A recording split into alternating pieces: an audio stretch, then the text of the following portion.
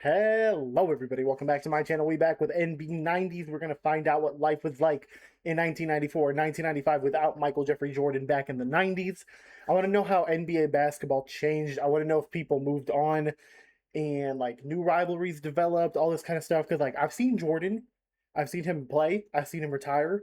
I didn't really get to see a chance to find out what life was like without him those 2 years, or I guess a year and a half. But yeah, man, let's slide into this. Let's see what's going on. Y'all know me as a LeBron fan, a Gen Z fan, 2010 and up. So I want to learn about the greatest era of basketball, as y'all like to claim it. Let's go. Oh, snap! NBA TV presents NB90's. It's Love the this. NBA. Like he bought airspace. I know this came out in 2013, but they did a great job recreating this 90s feel. It went with the flow of Jordan. Back in the day. Don't ever underestimate the heart of a champion. In the decade when the shorts got longer, the players soared higher. Elevates and throws it down. And the game went global. We've got all the players. The things he was doing, like, man, we never seen this before. And the looks. Detroit players. The 90s were bad for clothes. We know this. And rivalries that were off the hook. 37 points in like 15 seconds. So chill on out. We're keeping it really real. My general idea was to dunk on everybody. Right here on NB90's. Volume 3, baby. Shaq teaming up with C-Webb in 94? Things were about to get crazy in the I did not know Shaq and C-Webb played together. Huh. East. Ladies and gentlemen, I'd like to report a trade. But it was Penny Hardaway who would make a little magic with Shaquille. Okay, I wonder which duo would have been better. I'm thinking Penny Shaq, you got the next Magic ring. The Chicago Bulls with 3 straight NBA championships. But that run was in jeopardy once MJ announced he was walking away. When I lose the sense of motivation and the sense of to prove something as a basketball player, it's time for me to move away from the game of basketball. And what was on deck? Batter up, batter up, batter up. Shouldn't have never did it. Dang, Gary. His airness was going from basketball to baseball. Why you got circus music playing in the background? That's disrespectful. We've all played a little League baseball. Y'all hearing this circus music? Yo, it's kind of terrible to do my boy Jordan. And we've all dreamed about playing Major League Baseball. And there's nothing wrong with going out and living your dream, man. At the time, I thought it was crazy. I was a Birmingham Baron. All my people from Alabama was like, man, I'm going to see MJ play. I said, what, is he hooping now or baseball? I said, huh? Michael Jordan, the on-deck hitter. When I heard he was gonna go play baseball, I'm like, you know what? He's probably gonna be great at it. Home run leaders, A. He's one of the home run leaders for his own team. I like it. Then he goes and puts a baseball uniform on with the socks and the thing, and he's running, and he's got these long legs, and I remember the pants being like long and his long legs, and he's 6'6", and who's 6'6" playing in baseball? Like, what are you doing, man?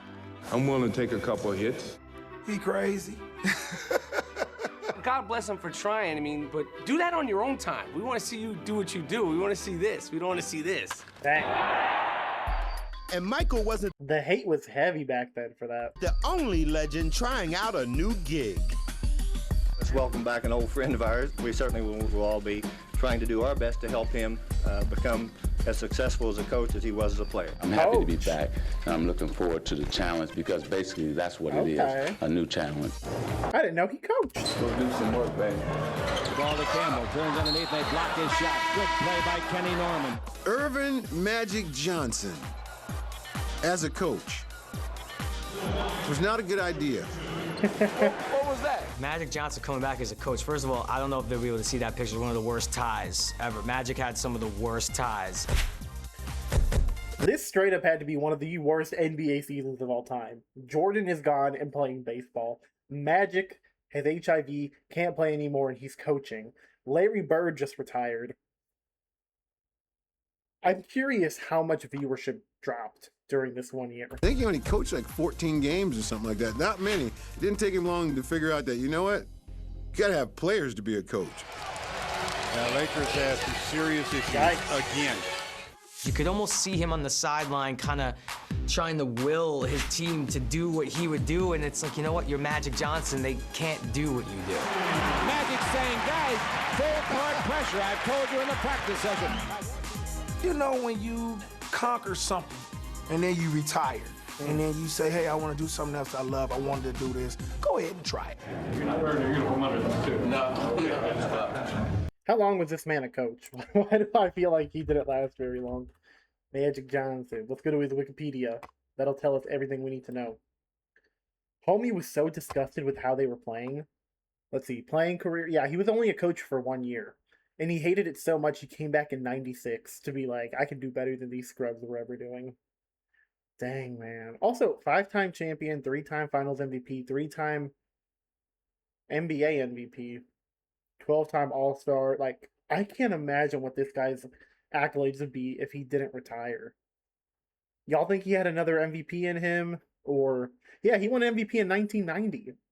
The man had to retire right after being an MVP. That's terrible.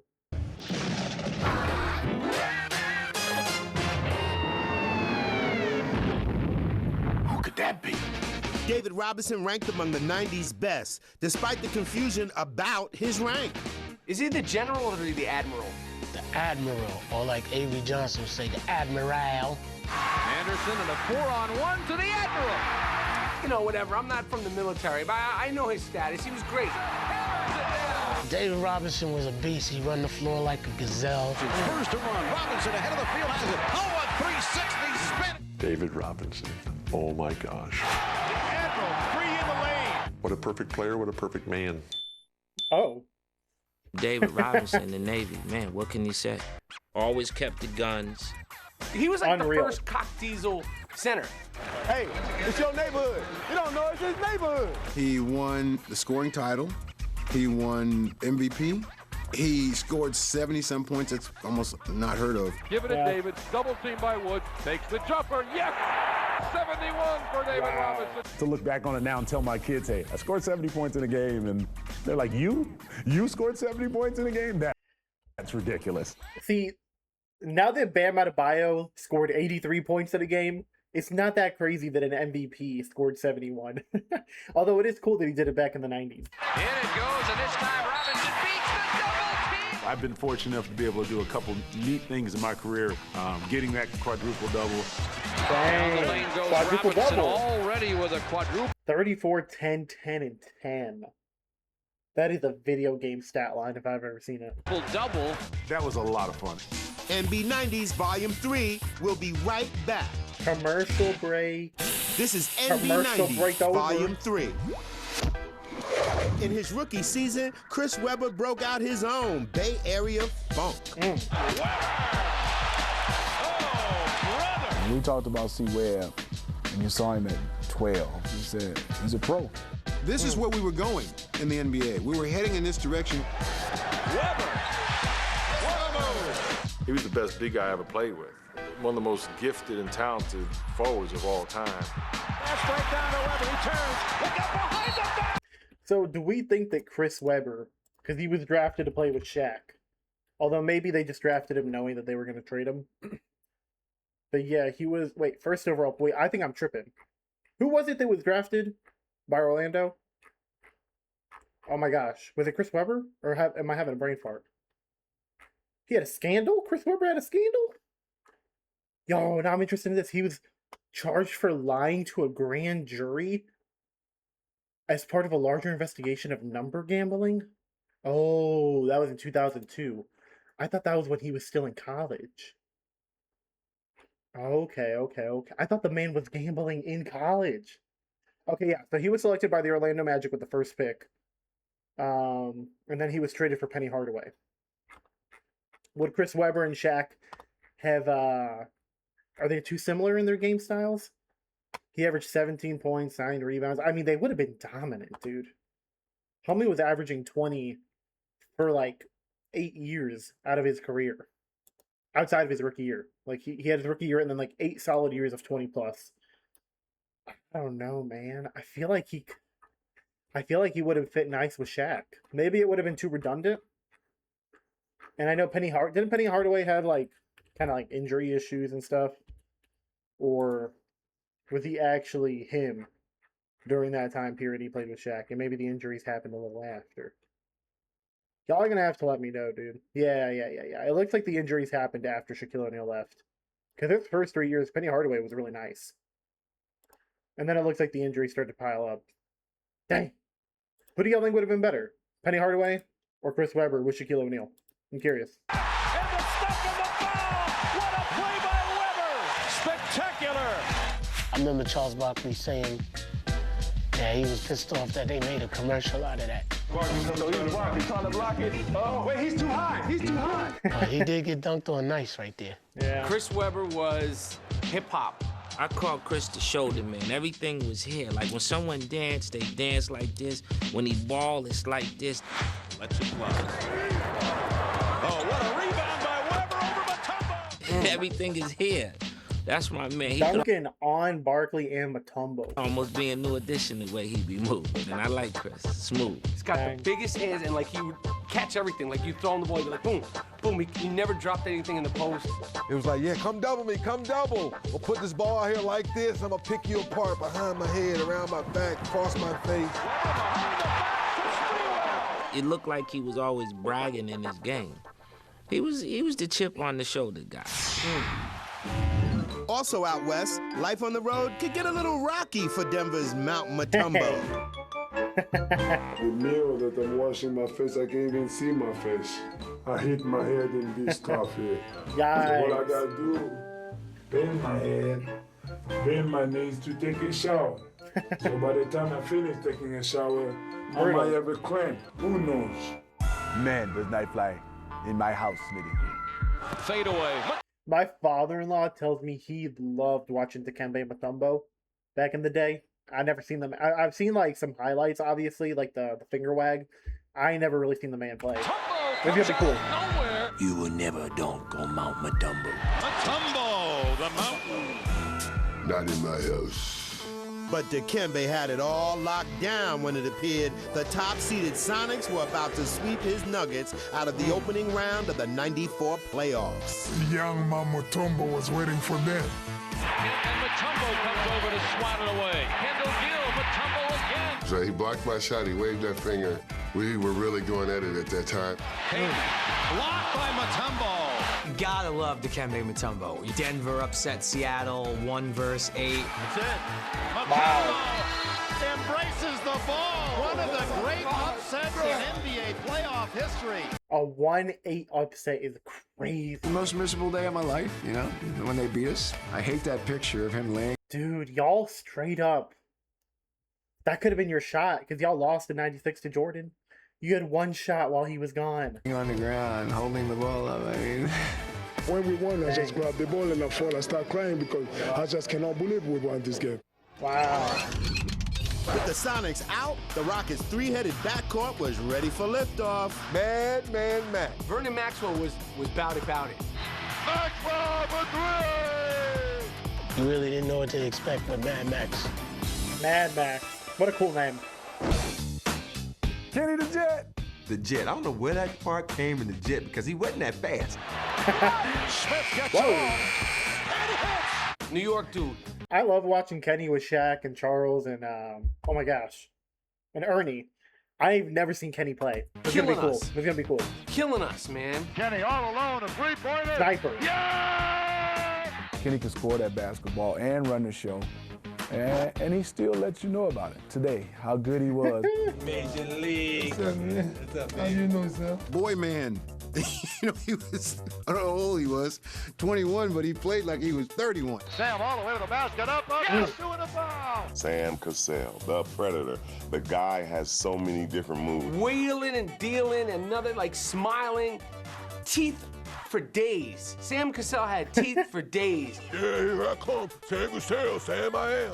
He would talk to everybody while still kicking everybody's butt. Man, that voice gets on my nerves sometimes. We have a name for him called a Raggly Man. He just go out there and he just plays. Cassell was just a nightmare. Cassell came in and was just wanted a ring in his first year, apparently, more than anybody else. The championship chase was interrupted by the most infamous chase of the decade. You knew something was up because it was such a big game, and there was this buzz in the crowd, and it was like the people weren't as focused on our game. And this is the NBA Finals in Madison Square Garden. You know, it's no bigger event. We are, of course, mindful of the... Hold up. Finals in Madison Square Garden. Houston played New York in the finals? For some reason, in my memory, they only played Orlando. I thought they played Orlando in '94. Orlando might have been the next year. Yo, my brain is collapsing right now. New York really had an opportunity to win while Jordan was gone, and they blew it. Dang, we're about to find out about it. I want to learn more about Sam Cassell. 3-time champion? Dang, he won in '94 and then in 2008. This man had a long career. Although in 2008, he wasn't doing much. He played 17 games. But he played 21 games in the playoffs. 17 games in the regular season. 3-time champ. Homie came in. He wasn't averaging much, but it seemed like he was a hustle player. He definitely elevated his game come playoff time. That's cool, man. That's cool to see Sam Cassell out here. Yeah. All right, let's get back into this. Houston and New York.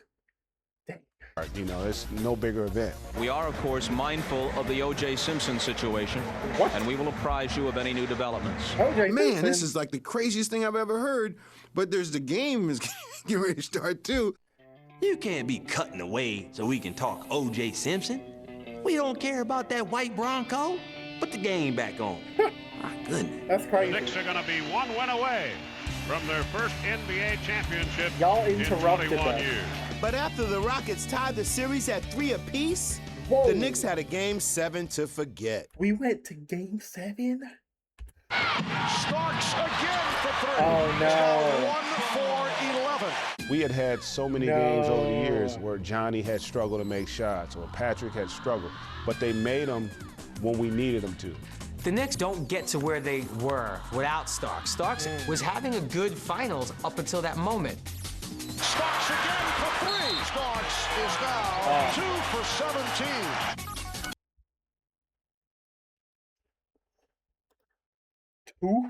Two for 17? John Starks. No. I was the only one in the old Summit in Houston with No. my John Starks jersey like this. Why'd you keep shooting, man? Playing myself.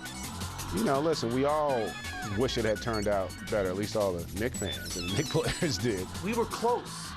We were close to winning. That was the year I said to myself, Patrick is gonna do it. And then it all happened. Elijah, beautiful move. He'd have you spinning around. Certain games, he was just giving Pat the business. It's almost like Patrick was out there guarding Iverson or something. Long lob down court, open Elijah Watt. Tomahawk jams it home. And the Houston Rockets, led by Akeem Olajuwon, are the world champions of 1994.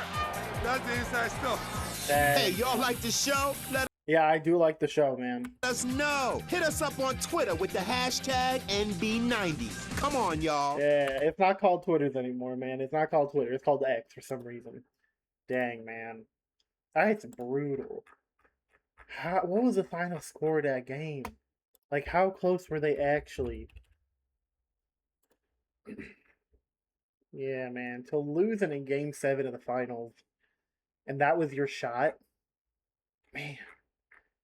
It was 90-84 with John Starks shooting 2 for 17. Derek Harper showed up. Derek Harper led the team in points. Charles Oakley had 14 rebounds. Dang, Derek Harper had 5 assists. Patrick only had 17 points in that last game. Yeah, he got heavily outplayed. He only shot 36% from the field. He had 19 points a game. Meanwhile, Hakeem had 27 points a game. Although Patrick Ewing, 4.3 blocks per game. You can't say that it was bad. Yeah, Hakeem cooked. Vernon Maxwell played pretty decent. Not the greatest percentages. Honestly, most of the guys out here had pretty bad percentages outside of Hakeem. Hakeem and Carl. Okay, Carl, I see you. sniper, shooting 58%. But yeah, man, the team did not, for Houston, like, let's look at New York, man. What did Starks end up averaging? 17 points a game on 36% from the field. In all honesty, dude, New York shot better. They didn't have Akeem. I think that might have been the difference. Akeem outplayed Ewing, and that might have been the biggest difference. But looking at these games, man, they were close. Houston won by 7. Then New York won by 8. Houston won by 4. New York won by 9. New York took a 3-2 lead even. They won that one by 7. Houston won by 2 in a crazy tight game. Wow. And then Houston won by 6 points. Man. That's crazy, dude. I did not know much about the 94 finals. I knew Houston won, and that was pretty much it. So that's cool to check out. I'm going to come back with next part tomorrow. Let me know if there's more things similar to this one that y'all want me to check out. Hope y'all have a great day, night, whatever time of day it is for you. I'll catch you guys on the next one. Doses.